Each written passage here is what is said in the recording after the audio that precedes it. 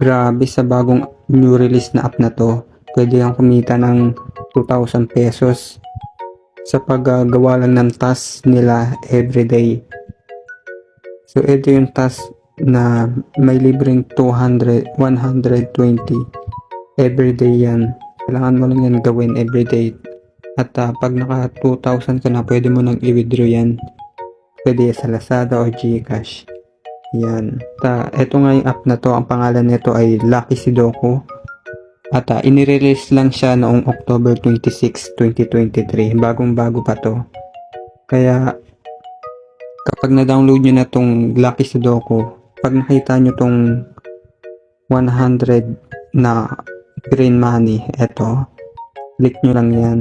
At saka enter nyo lang yung code dito para meron kayong agad na additional 100 pesos para mapabilis yung withdraw nyo agad. Search nyo lang sa Play Store Lucky Sudoku, yung walang space para makita nyo. Ito yung logo nya.